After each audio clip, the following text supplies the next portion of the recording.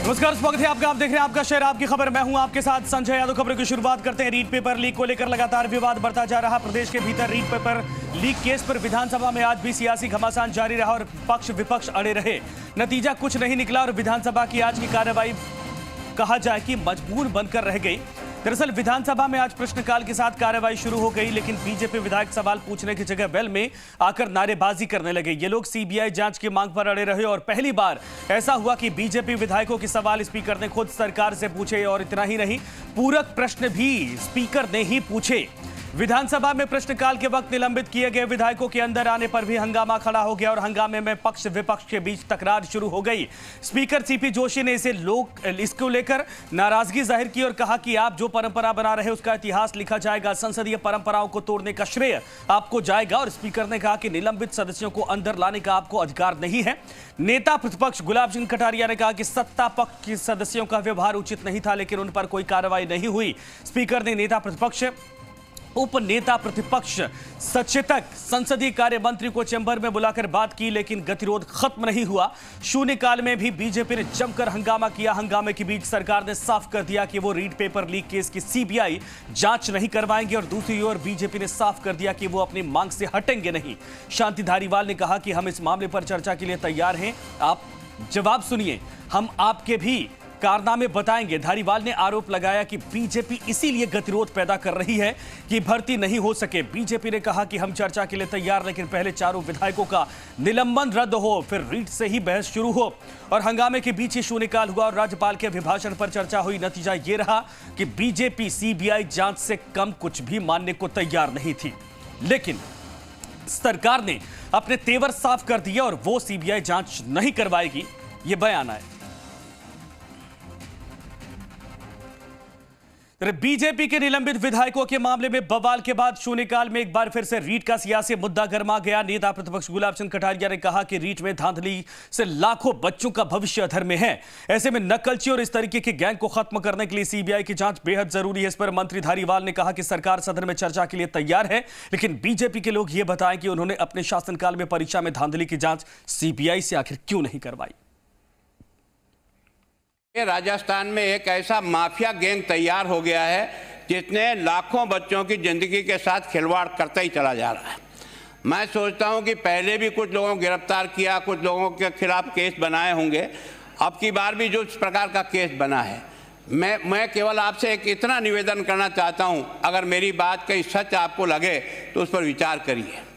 सारे राजस्थान की पेपर सुरक्षा की व्यवस्था प्रशासनिक अधिकारियों को और पुलिस को थी, तो ये शिक्षा संकुल ही ऐसी क्या विशेष जगह थी जिस जगह पर केवल और केवल राजीव गांधी स्टडी सर्किल के नामजद लोगों को यहाँ पर नियुक्त किया। 10 फरवरी को यहाँ सदन ने जो है उनको निलंबित कर दिया। जब तक ये सेशन चलेगा, जब तक बात उसमें उठानी चाहिए थी।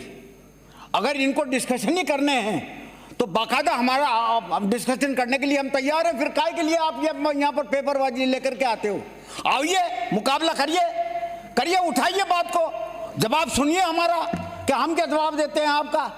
आपको कितना आपके जो आपके वक्त में जो कारनामे हुए हैं एक एक को गिनाएंगे और एक एक को गिनाएंगे। आपने कितनी सीबीआई की इंक्वायरी दे दी? आपके टाइम पे 5-5 बार लीक हुआ पेपर, एक भी किसी को सीबीआई को इंक्वायरी दे दी। आज सीबीआई को इंक्वायरी देने का मतलब क्या है? ये सब पॉलिटिकल है, आपका टोटल पॉलिटिकल है। दिल्ली के इशारे पर आप लोग ये सब कर रहे हो। आप चाहिए, आइए ना, मुकाबला करिए, हमसे कहिए, आप आदेश दें। आप सरकार स्टेटमेंट देने को तैयार है। ये जो गैंग है ना, ये गैंग कोचिंग सेंटरों के साथ मिली हुई गैंग है। अगर इसका पुख्ता प्रयास करोगे, यहाँ तक कि अगर मैं और मेरी पार्टी का भी कोई व्यक्ति इस गैंग का शरीक हो, उन सब का पर्दाफाश होना चाहिए और ये गैंग राजस्थान में खत्म होनी चाहिए, ताकि लाखों बच्चों की जिंदगी के साथ ये जो तमाशा चल रहा है, इस तमाशे का एंड होना चाहिए। तो तमाशा चल रहा है, तमाशे का एंड होना चाहिए। और इधर सरकार की तरफ से कहा गया कि दिल्ली के इशारे पर सब कुछ किया जा रहा है। मेरे साथ मेरे सहयोगी शशि मोहन शर्मा इस वक्त जुड़ रहे हैं। शशि, वाकई में आज की भी कार्रवाई जैसा कल उम्मीद थी उसी तरीके से रही? हंगामा बढ़ा और हंगामेदार स्थिति में ही सोमवार तक के लिए स्थगन। सोमवार तक के लिए कार्रवाई स्थगित हो गई। ये एक सुचारू प्रक्रिया है, लेकिन जो हंगामा हुआ वो सदन के भीतर बड़ी घटना है।